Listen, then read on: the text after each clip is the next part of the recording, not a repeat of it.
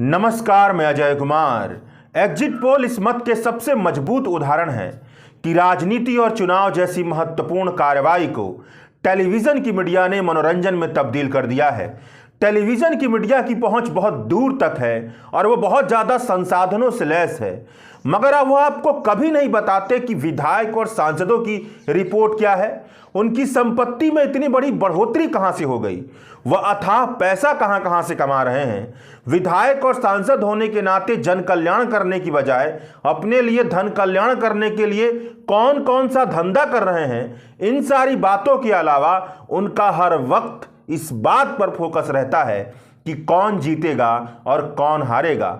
ज्यादातर लोगों के घरों में टीवी और हाथों पर मोबाइल है, मगर फिर भी उन्हें नहीं पता कि राज्य और नागरिक के बीच का रिश्ता क्या होता है। उन्हें नहीं पता कि भारत के संविधान में निहित नागरिकों के अधिकार और सरकार के कर्तव्य क्या हैं। उन्हें यह नहीं बताया गया कि सरकार का मतलब क्या होता है, सांसद और विधायक का मतलब क्या होता है। मगर भारत जैसे देश में जहां पर 81 करोड़ लोगों के 2 वक्त के खाने का इंतजाम सरकार करती है, उस देश के लोगों के बीच टेलीविजन की मीडिया ने चुनाव जैसे सशक्त माध्यम को लेकर के ऐसी निरर्थक रायशुमारी की है कि ज्यादातर लोग यही सोचते, समझते, सुनते, बताते मिल जाते हैं कि कौन जीत रहा है, कौन हार रहा है, कौन जीतेगा और कौन हारेगा। रायशुमारी के इसी भंवर में ओपिनियन पोल और एग्जिट पोल को मेन स्ट्रीम मीडिया के जरिए, टेलीविजन की मीडिया के जरिए खूब बेचा जाता है। चुनाव में कौन जीतेगा और कौन हारेगा, यह रायशुमारी इतनी बड़ी है कि ओपिनियन पोल और एग्जिट पोल का एक बहुत बड़ा बाजार बन चुका है। ओपिनियन पोल के साथ सबसे बड़ी दिक्कत तो यह है कि चुनाव के जरिए स्वतंत्र जनमत बनाने की बजाय टीवी के जरिए पहले ही जनमत तैयार कर लिया जाता है। कई लोग तो जमीन पर ऐसी बात बोलते हैं कि टीवी वाले अमुक नेता को जीतते हुए दिखा रहे हैं तो हम भी उसे वोट देंगे। अगर जमीन पर ओपिनियन पोल के जरिए ऐसी राय बन सकती है तो आप खुद सोचिए कि सर्वे करने वाली कंपनियां चुनावी बाजार में अपने आप को किस किस तरीके से बेच सकती हैं। जब बाजार बहुत बड़ा हो जाता है तो यह जरूरी हो जाता है कि यह समझा जाए कि किस माल पर भरोसा करना है और किस माल पर भरोसा नहीं करना है, कहां तक भरोसा करना है और कहां के बाद भरोसा नहीं करना है। तो चलिए इस वीडियो में चुनाव के नतीजे से पहले चुनाव को मापने वाले एग्जिट पोल और ओपिनियन पोल पर विस्तार से बात करते हैं। 3 दिसंबर को 5 राज्यों के विधानसभा चुनाव के परिणाम आने वाले हैं। इससे पहले कई टीवी चैनल वालों ने एग्जिट पोल जारी किया है। सबने कांग्रेस और भाजपा के लिए सीटों का ऐसा आंकड़ा पेश किया है कि सबके आंकड़े में अंतर दिखाई देता है। इंडिया टुडे एक्सिस के मुताबिक मध्य प्रदेश में बीजेपी जीत रही है, तो एबीपी सी वोटर के मुताबिक मध्य प्रदेश में कांग्रेस जीत रही है। इंडिया टुडे एक्सिस के मुताबिक राजस्थान में कांग्रेस को 86 से लेकर 106 सीटों के बीच में सीट मिल सकती है, तो एबीपी सी वोटर के मुताबिक राजस्थान में कांग्रेस को 71 से लेकर 91 सीटें मिल सकती है। सी वोटर, चाणक्य, एक्सिस, सीएनएक्स सभी एग्जिट पोल का काम करने वाली कंपनियों ने सीटों का आकलन ऐसा पेश किया है जिसमें ऊपरी और निचले अनुमान में 20-20 तक का अंतर है। कुल मिला जुलाकर कही जाए तो बात यह है कि जिस तरह से एग्जिट पोल आया है उसमें हल्का सा पैटर्न दिखता है, नहीं तो सब कुछ गड़बड़ दिखता है। मध्य प्रदेश के मामले में तो सबसे ज्यादा गड़बड़ है। ज्यादातर जमीन पर काम करने वाले पत्रकार एग्जिट पोल से आए आंकड़ों के साथ सहमति नहीं बिठा पा रहे हैं। मध्य प्रदेश में काम करने वाले पत्रकार बताते हैं कि सबसे प्रतिष्ठित माने जाने वाले एग्जिट पोल ने भाजपा को 47% वोट देते हुए दिखाया है, जबकि पिछले चुनाव में उसका वोट प्रतिशत 40% के आसपास बना था। भाजपा का 7% वोट बढ़ने के लिए जिस तरह का माहौल दिखना चाहिए वैसा माहौल मध्य प्रदेश में नहीं दिखता, तो यह बात गले से नहीं उतरती। कंफ्यूजन ही कंफ्यूजन है, कोई भी सटीक अनुमान लगाते हुए नहीं दिखता है। 200 से 250 सीटों वाले चुनाव में ऊपरी और निचले अनुमान में 20-20 तक का अंतर है। इससे ऐसा लगता है कि एग्जिट पोल करने वाली कंपनियों ने इतना बड़ा जाल फेंका है, किसी न किसी तरह से चुनावी रिजल्ट की मछली उनके जाल में फंस जाए और उनकी वाहवाही होने लगे। राजनीति विज्ञानी आशुतोष वार्ष्णेय प्रश्न पूछते हैं कि एग्जिट पोल के नतीजों में भारी अंतर का मतलब है कि भारत के एग्जिट पोल उद्योग को गंभीर प्रोफेशनलाइजेशन की जरूरत है। अगर सैंपल रैंडमली लिए गए हैं तो कुछ अलगाव हो सकता है, लेकिन इतना साफ दिखने वाला तो अंतर नहीं होगा ना। यह बात विशेष रूप से वोट शेयर पर लागू होती है। सीट शेयर की भविष्यवाणी करना हमेशा कठिन होता है। ये कंपनियां कैसे सैंपलिंग कर रही हैं? क्या जो इन कंपनियों के लिए इंटरव्यू करते हैं उन्हें सही तरीके से ट्रेनिंग दी जा रही है? क्या कंपनियों के पास अपने काम करने के लिए जवाबदेही मानदंड है? चुनावी आंकड़ों को समझने और समझाने वाले कई सारे जानकारों की राय को इकट्ठा करके बताया जाए तो बात यह है कि मतदान करने के बाद जब मतदाता पोलिंग बूथ से बाहर निकलता है तब उसके साथ सवाल जवाब करके एग्जिट पोल तैयार किए जाते हैं। ओपिनियन पोल चुनाव से पहले की इलेक्टोरल सर्वे है। चूंकि यह चुनाव के पहले किया जाता है तो इसमें प्रश्नों का दायरा बड़ा होता है। किस नेता को आप बेहतर मानते हैं, कौन से मुद्दे पर आपको ज़्यादा परेशानी है, इस तरह के कई प्रश्न हो सकते हैं। एग्जिट पोल इतनी तुरंता कार्रवाई है कि यह केवल विशुद्ध मनोरंजन के सिवाय इसकी कोई सार्थकता नहीं दिखाई देती है।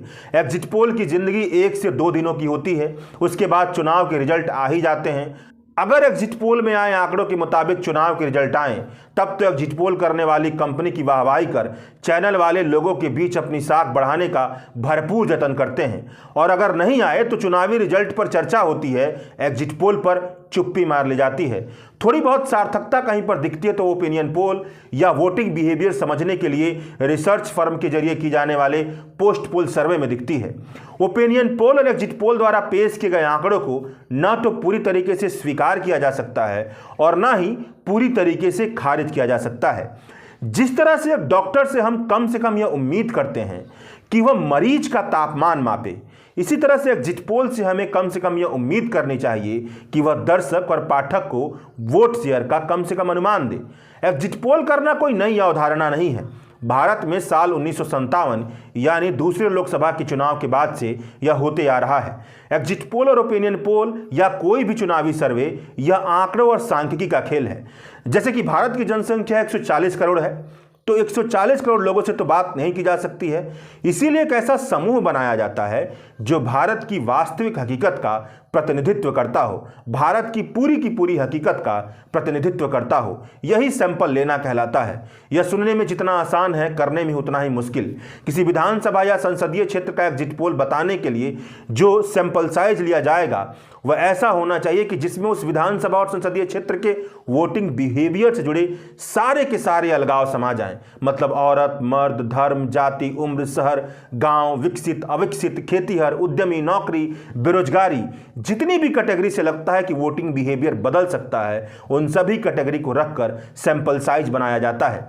जो समाज की हकीकत को जितने गहरे तरीके से जानता होगा वह सबसे अच्छा सैंपल बना पाएगा। सैंपल बन गया तो सैंपल साइज की बारी आती है। मतलब कि कितने लोगों से बात की जाए। बहुत सारे लोगों को लगता है कि जितना बड़ा सैंपल साइज होगा उतना अच्छा होगा। यह बात एक लिहाज से ठीक है, मगर अगर छोटा सैंपल साइज हो तब भी प्रभावित काम किया जा सकता है। 1990 और 1980 के दशक में जब योगेंद्र यादव और प्रणव राय सरीखे चुनाव शास्त्री चुनाव के आकलन का काम किया करते थे तो 20,000 से 30,000 सैंपल साइज के तौर पर लोगों से बात किया करते थे। उस समय भी आकलन सही होते थे और गलत भी होते थे।